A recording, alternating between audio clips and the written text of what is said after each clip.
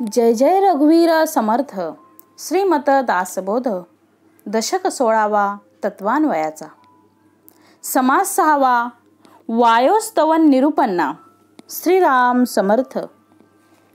धन्य धन्य हा वायदेव याचा विचित्र स्वभाव वायो करिता सकळ जीव वर्तती जनी।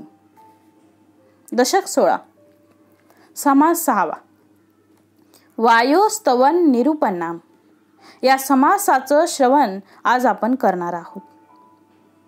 समर्थांनी पंचमहाभूत याचं जसं वर्णन समर्थ वेगवेगळ्या ठिकाणी करतात तसं सूर्यवंशामध्ये या सूर्य परिवारामध्ये वायूचा सुद्धा अंतर्भाव समर्थ करतात। जसा अग्नी त्याप्रमाणे वायूचं वर्णन समर्थ इथे करतात आहे। वायू म्हणजे हनुमंतांचे पिता आणि म्हणून वायुदेवांचं महत्व आणि वायूमुळे ही संपूर्ण जीवसृष्टी जिवंत आहे। श्वासोच्छवास आम्ही त्या वायूमुळे घेतो। वायू जर नसता तर आम्ही क्षणभर सुद्धा जिवंत राहू शकलो नसतो। म्हणून इथे समर्थ वायुदेवांचं स्तवन इथे करतात आहे, ते आज आपण श्रवण करूया। धन्य धन्य हा वायुदेव, समर्थ म्हणतायत धन्य धन्य हा वायुदेव याचा विचित्र स्वभाव वायो करिता सकळ जीव वर्तती जनी। वायो करिता श्वासोच्छवास नाना विद्यांचा अभ्यास वायो करिता शरीरास चलन घडे। समर्थांनी सुरुवातीला सांगितलेलं आहे की वायू आहे म्हणून आमचं शरीर उभं आहे। वायू जर नसेल तर आमचं चलनवलन सगळं बंद झालेलं असेल। श्वासोच्छवास बंद झाला म्हणजे मनुष्य मृत झाला।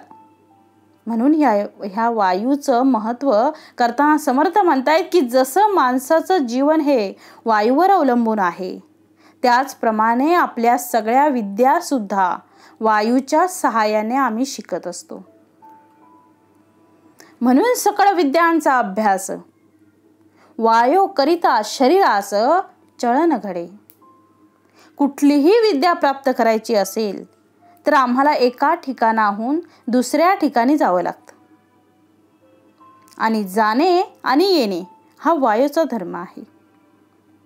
चलन वळन प्रसारण निरोधन आणि आकोंचन प्राण अपान व्यान उदान समान वायू।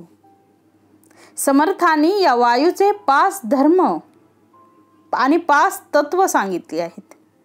5 तत्व कोणते तर ते चलन आहे, वळण आहे, प्रसारण आहे, ते निरोधन आहे आणि आकुंचन आहे। या सगळ्या ज्या क्रिया घडतात या सगळ्या क्रिया कोणामुळे घडतात तर वायूमुळे घडतात। आपल्या हृदयाची जी धडकन आहे ते हृदय जे आकुंचन पावते आणि प्रसरण पावते ही सुद्धा वायूची शक्ती आहे।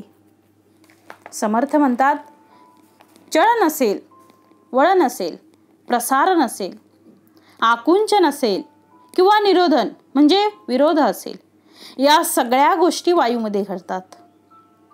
म्हणून या वायूचे 5 प्रकार पडतात। ते 5 प्राण कोणते तर पहिला प्राण असतो, पहिला प्राण, दुसरा व्यान, तिसरा अपान आणि चौथा उदान आणि 5वा समान। पहिला वायूचे 5 प्रकार आहेत, त्यातला पहिला प्राण, दुसरा व्यान, तिसरा अपान, उदान आणि 5वा समान। अशा प्रकारे वायूचे 5 प्रकार आहेत, जे 5ही प्रकार आपल्या शरीरामध्ये आहेत। जसं प्राणवायू कुठे आहे तर तो हृदयस्थ आहे। अपान वायू कुठे आहे तर तो बुधस्थ आहे। व्यान हा वायू कुठे आहे तर अंगामध्ये सर्वत्र आहे। उदान वायू कुठे आहे तर जिथे पचन शक्ती आहे, अन्न पचवण्याची शक्ती, त्या ठिकाणी उदान वायू आहे। आणि समान वायू कुठे आहे तर नाभी कमलाजवळ आणि अन्नरस जिथे पोषण होतो त्या ठिकाणी हा समान वायू आहे। अशा प्रकारचे 5ही वायू, या 5ही वायूंचे उपवायू सुद्धा आहेत, त्याला उपप्राण असे म्हणतात। म्हणजे पंचप्राण आणि पंचप्राणांचे उपप्राण.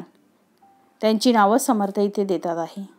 नाग, कूर्म, कर्कश वायो, देवदत्त धनंजयो, ऐसे हे वायोचे स्वभाव उदंड असती.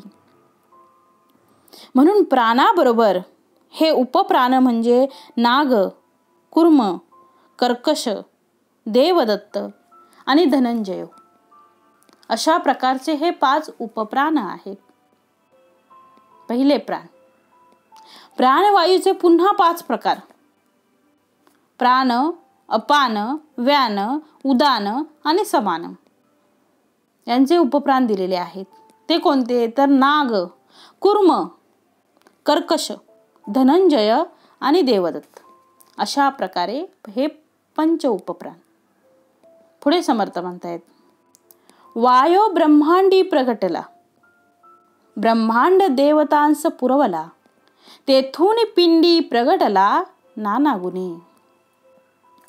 वायूचा जन्म कुठे झाला? तर ब्रह्मांडामुळे. ब्रह्मांडामध्ये झाला. पोकळी आली की त्या पोकळीमध्ये वायू आला.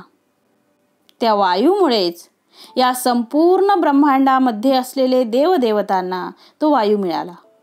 म्हणून त्यांना प्राण मिळाला.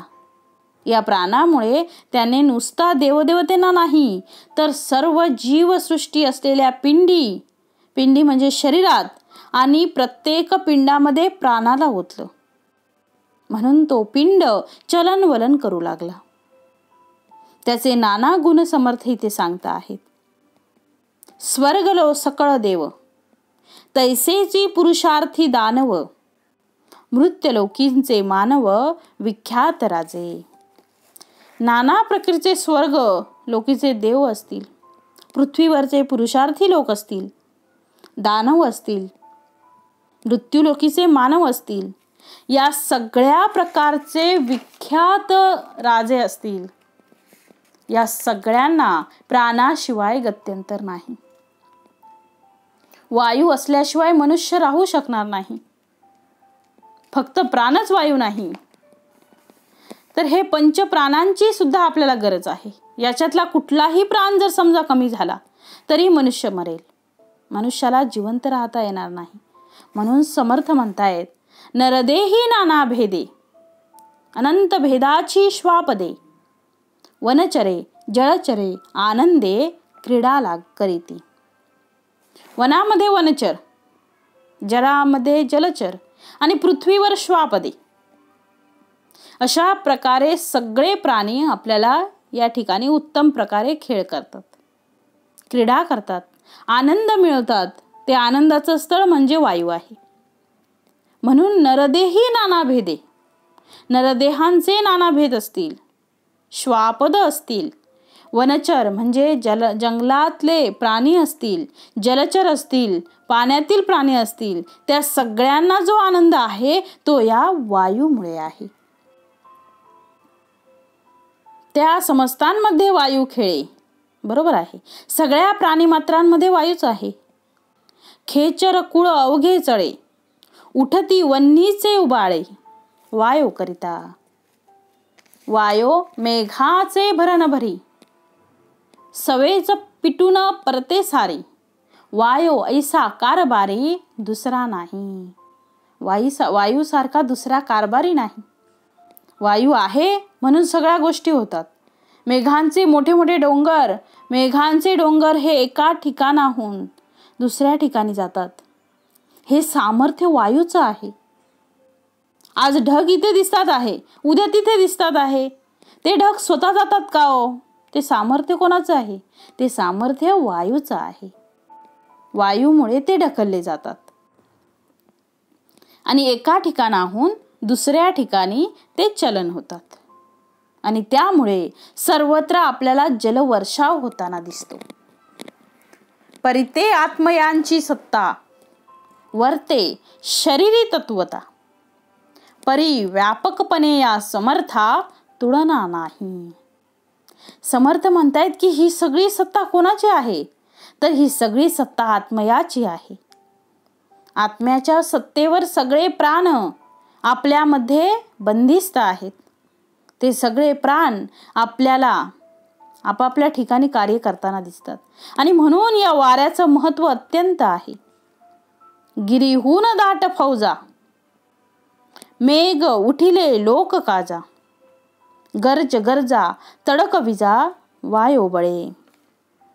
या ठिकाणी डोंगरा एवढे मोठाले ढग लोक काळजीसाठी, लोक कल्याणासाठी ते पृथ्वीवर पडतात, गर्जना करतात. विजेचा तडाखा असतो, वीज चमकते. सगळ्या प्रकारचा हा जो बदल ब्रह्मांडामध्ये होतो ते केवळ फक्त आणि फक्त वायूमुळे होतो. जर वायू नसेल तर अशा प्रकारची कृती घडणार नाही. आणि तसं जर घडलं नाही तर प्राणी मात्र राहण्याचं कारण नाही.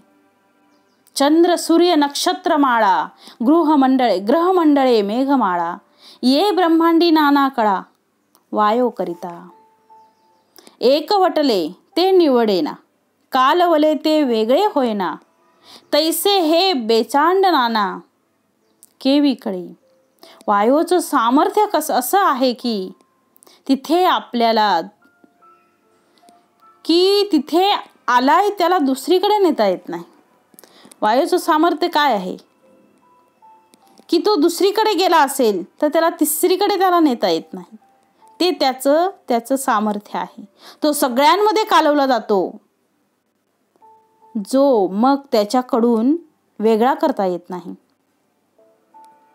तो वेगळा असेल तर त्याला त्याच्यामध्ये प्रवेश करता येत नाही.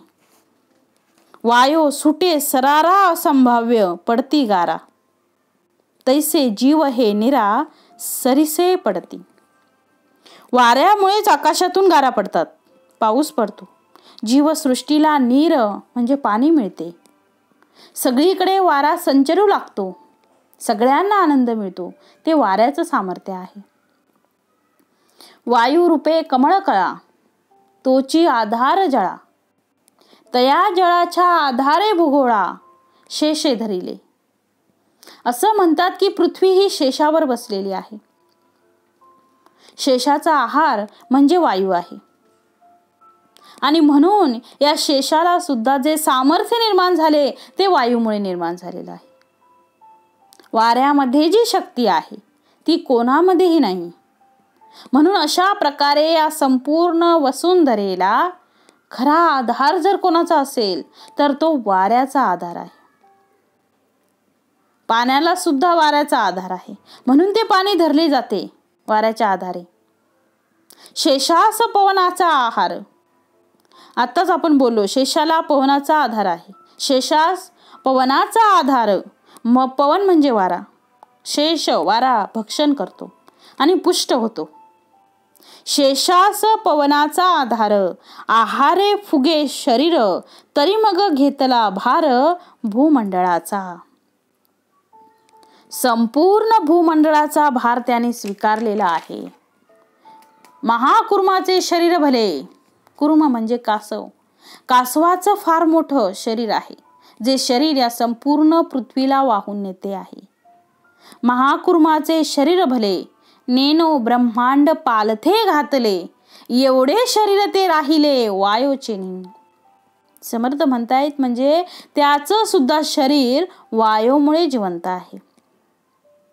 ज्याला पृथ्वीला ब्रह्मांडाला पालथे घातले. ब्रह्मांड पालथ घालण्याचं सामर्थ्य त्या कुर्मामध्ये आहे. तर या कुर्माचं शरीर कोणी पोचलंय तर उत्तर असं आहे की वायूमुळे. हा वायू एवढा सामर्थ्य संपन्न आहे की सगळ्या देवतांचं वर्णन समर्थाने इथे केलेलं आहे.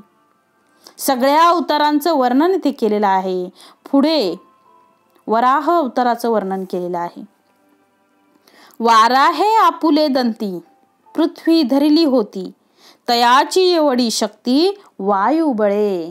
समर्थ इथे म्हणतायत की वराह ही पृथ्वी जेव्हा पाण्यात बुडत होती तेव्हा वराहाने तिला उचलून धरलं होतं. म्हणजे अर्थात विष्णू भगवंताने ते सगळं कार्य केलं होतं अवतार धारण करून, वराह अवतार धारण करून. तर त्याला सुद्धा सामर्थ्य जे निर्माण झाले ते वायूमुळे निर्माण झालं. प्राण आहे आणि म्हणून माणसाला जीवन आहे. समर्थ पुढे अजून सांगतात आहे, ब्रह्मा विष्णू महेश्वर चौथा आपण जगदेश्वर, वायो स्वरूप विचार विवेकी जाणती.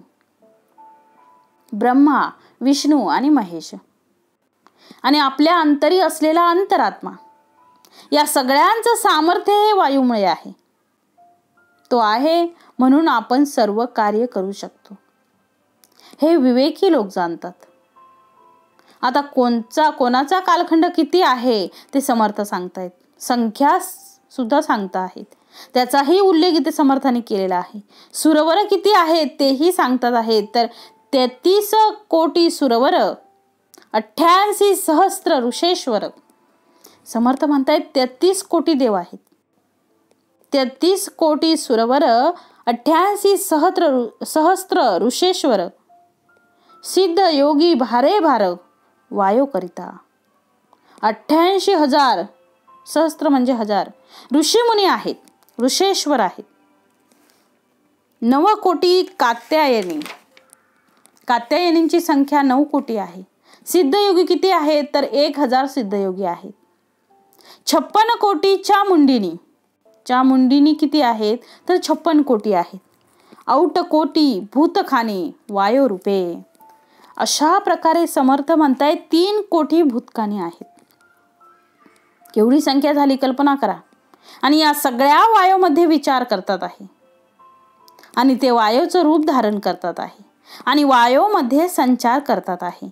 वायोचं सामर्थ्य किती असेल पाहिजे कल्पना करा. वायो रूपे, ते सगळे वायो रूपाने आहेत. पुढे म्हटलं आहे भूते देवते नाना शक्ती, वायो रूप त्यांच्या व्यक्ती. नाना जीव नेनो किती भूमंडळी.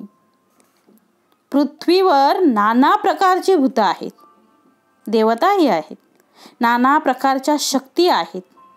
यात सगळे जीव आहेत, प्राणी मात्र आहेत, 4 प्रकारच्या खाणी आहेत. या सगळ्या वायूच्या सामर्थ्याने आहेत. वायू जर नसेल तर कोणीच जिवंत राहणार नाही. पाण्यामध्ये मासा जो श्वासोच्छवास घेतो त्याला पाण्यात श्वास घेण्याचं सामर्थ्य आहे. तुम्ही म्हणाल पाण्याच्या बाहेर ऑक्सिजन आहे, पाण्याच्या आत कुठे आहे? पण पाण्याच्या आतही पाण्यामध्ये असलेला ऑक्सिजन त्याला शोषून घेता येतो. माणसाला घेता येत नाही म्हणून माणूस मरतो.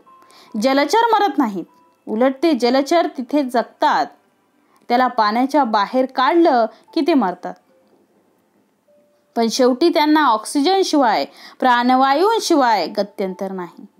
5ही प्रकारचे पंचप्राण त्यांच्याजवळ असतात आणि ते पंचप्राण म्हणजे वायूचं स्वरूप आहे.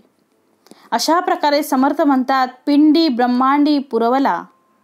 तो पिंडामध्ये म्हणजे शरीरात पुरवला, तो संपूर्ण ब्रह्मांडामध्ये वायू संचारला. बाहेर कंचुकास गेला, सकळा ठाई पुरवला समर्थ वायू. कंचुकास म्हणजे आवरण, बाहेरील आवरण, पृथ्वीच्या बाहेरचं आवरण. पिंडामधलं आणि ब्रह्मांडामधलं तिन्ही ठिकाणचे आवरण म्हटलेलं आहे. शरीराच्या आत, ब्रह्मांडामध्ये आणि ब्रह्मांडाबाहेर. वाऱ्याशिवाय जगात काही नाही आहे. डॉक्टर टेटस्कोप घेतात आणि छातीचे ठोके मोजतात आणि ते काय मोजतात तर ती जी धडकन आहे, वाऱ्याचं जे सामर्थ्य आहे, त्यांना जर ते ठोके ऐकू आले नाहीत तर त्या ठोक्याच्या कमी जास्त प्रमाणावर सुद्धा माणसाचं आरोग्य ठरलेलं असतं. म्हणून समर्थ म्हणतात जसं पिंडी आहे तसं ब्रह्मांडी आहे. नुसतं ब्रह्मांडी नाही तर ब्रह्मांडांच्या बाहेर सुद्धा तेच आहे. सगळं सामर्थ्य कोणाचं आहे हो तर समर्थ वायू. वायू हा समर्थ आहे. हनुमंत हा वाऱ्याचा मुलगा आहे म्हणून हनुमंतांचं सुद्धा सामर्थ्य आहे. बघा केवढं हनुमंता एवढं त्याचं सामर्थ्य आहे. म्हणून समर्थांनी शंकराची, हनुमंतांची आणि शक्ती देवतेची रोज उपासना केली पाहिजे असं समर्थ सांगतायत. शंकराची, हनुमंताची आणि शक्ती देवतेची रोज उपासना करा. ऐसा हा समर्थ पवन, पवन म्हणजे वारा. ऐसा हा समर्थ पवन हनुमंत जयाचा नंदन, रघुनाथ स्मरणी तन मन हनुमंताचे. नंदन म्हणजे मुलगा, 2 कारणाने हनुमंताचे स्मरण केले पाहिजे. पहिलं कारण की तो वाऱ्याचा पुत्र आहे, पवनपुत्र, पवनसूत म्हणजे हनुमंत.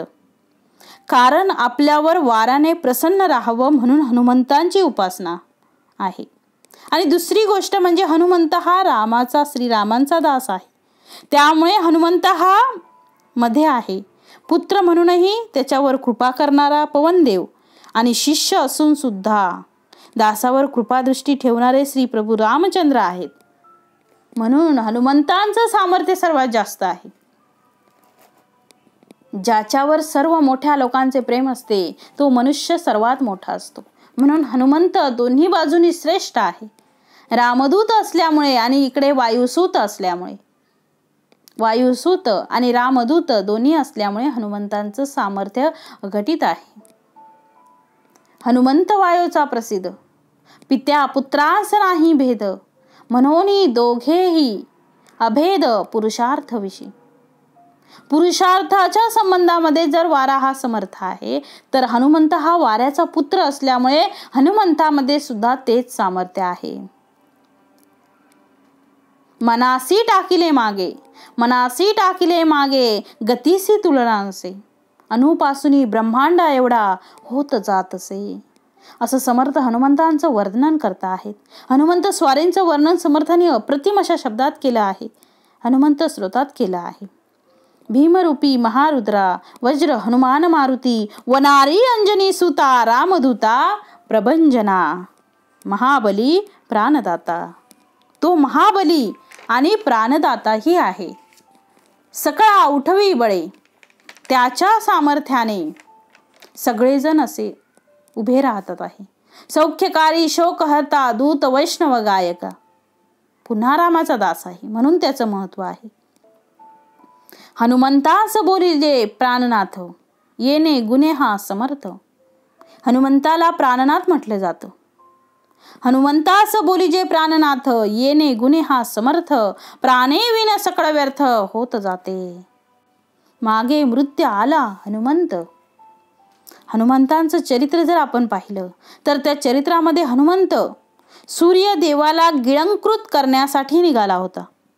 जन्म झाल्याबरोबर म्हणून इंद्रदेवाने वज्र फेकून मारले आणि म्हणून हनुमंत बेशुद्ध पडले. आणि त्यामुळे स्वतः वायुदेवाने आपलं जे चलन आहे ते थांबवून दिलं होतं. त्यामुळे सगळी देवदेवता ताहिमाम करत होते. तेव्हा सगळे देवदेवता वायुदेवतेला शरण गेले. तेव्हा वायुदेव प्रसन्न झाले आणि पुन्हा सगळ्यांना जीवनदान प्राप्त झाले.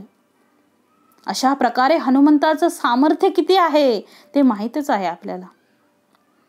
मागे मृत्यू आला हनुमंता, तेव्हा वायो रोधला होता. सकळ देवांचा अवस्था प्राणांत मांडले. देव सकळ मिळवून केले वायूचे स्तवन, वायो प्रसन्न होऊन मोकळे केले. मनोनी प्रतापी थोर हनुमंत ईश्वरी अवतार, याचा पुरुषार्थ सुरवर पाहताचे राहिले. रावणाच्या दरबारामध्ये प्रत्यक्ष हनुमंताने केलेला पराक्रम आपण ऐकलेला आहे. रामायण उघडलं की आपल्याला लक्षात येतं की हनुमंतासारखा पराक्रमी पुरुष नाही. कपिसे पुरण हमन आहे असे प्रभू रामचंद्र भरताला सांगतात. यात अनेकांनी मला मदत केली, पण कपीपासून मी आता इतका ऋणी झालो आहे की कपीचं ऋण उतरणं मला आता शक्य नाही. म्हणून समर्थ म्हणताय, देव कारागृही होते, देव कारागृहामध्ये पडले होते, हनुमंते देखील औचिते. हनुमंतांनी पाहिलं, संहार करुणी लंके भोवते विटंबून पाडिले. आजूबाजूला असलेले देवदेवता या सगळ्यांना बंदिवासामध्ये टाकण्याचं काम त्या दशाननाने केलं होतं. आणि त्या दशाननाला तिथे जाऊन त्याची दुर्दशा करण्याचं काम हनुमंत स्वारीने केलं. रावणाला खऱ्या अर्थाने श्रीरामांचं सामर्थ्य दाखवण्याचं काम जर कोणी केलं असेल तर ते हनुमंत स्वारीने केलं. लंका दहन केलं. आणि म्हणून समर्थ म्हणतात आहे, उसीने घेतले देवांचे, मूळ शोधिले राक्षसांचे, मोठे कौतुक पुच्छकेताचे, आश्चर्य वाटे. अशा प्रकारे आपली पुच्छ उध्व केली, वर केली आणि हनुमंताने गर्जना केली, जय श्रीराम म्हणून. आणि जेव्हा ते लंकेमध्ये जाऊन पोचले, त्यानंतर लंका दहन झालं. सीता मातेचा शोध घेतला. हनुमंतानी स्वतः रावणाच्या दरबारामध्ये जाऊन श्रीरामांची महती गायली आणि आपलं स्वतःचं पुच्छ सिंहासन तयार केलं. पुच्छाचं सिंहासन तयार केलं आणि हनुमंताने त्या रावणाच्या सिंहासनाला गुठ्ठे मारले आणि मी केवळ भक्त रामदूत आहे, अजून श्रीराम माझ्यापेक्षा किती बलवान आहेत लक्षात घ्या, असं रावणाला सांगितलं. म्हणून समर्थ सांगतायत, असा हनुमंत बलवान होता. रावण होता सिंहासनावरी, तेथे जाऊन ठोसरे मारी, लंकेमध्ये विरोध करी उदक कैचे. देवास आधार वाटला, मोठा पुरुषार्थ देखिला, मनामध्ये रघुनाथाला करुणा करीती. म्हणून हनुमंतांचं जो कोणी स्मरण करेल त्यांच्यावर श्रीराम कृपा करतील. म्हणून रोज हनुमंतांचं दर्शन घ्या. हनुमंतांचं दर्शन होत नाही असा एकही दिवस आयुष्यातला निघू नये. म्हणून हनुमंतांचं दर्शन याचा अर्थ श्रीरामांची कृपा. हनुमंतांचं दर्शन म्हणजे वायूची कृपा. हनुमंताचं दर्शन म्हणजे जीवनाला सुख. म्हणून सर्व काही प्राप्त करायचं असेल तर हनुमंता बलवान होता, बुद्धिमान होता, सामर्थ्य संपन्न होता, पराक्रमी होता. सगळे गुण हनुमंतामध्ये आहेत. हनुमंतामध्ये गुण नाही, जगात कुठेही सापडणार नाहीत असे गुण होते. ते सगळे गुणांचा पुंज हनुमंत होते. आणि इतकं असूनही नम्रता होती. हनुमंत श्रीरामांसमोर दास म्हणून नम्रतेने उभे राहत होते. म्हणून हनुमंतांचं काय वर्णन करावं. समर्थ म्हणतात आहे, दैत्य आवगे संहारिले. हनुमंताने दैत्यांचा संहार केला. देव तत्काळ सोडिले. प्राणी मात्र सुखी झाले त्रैलोक्यवासी. अशा प्रकारे हनुमंतांचं वर्णन समर्थ मोठ्या हर्षाने करतात. प्रत्यक्ष रामायण ऐकताना हनुमंतांचा पराक्रम आपण बघतोच. इति श्रीदासबोधे गुरुशिष्य संवादे वायोस्तव निरूपण नाम समास 6वा. जय जय रघुवीर समर्थ.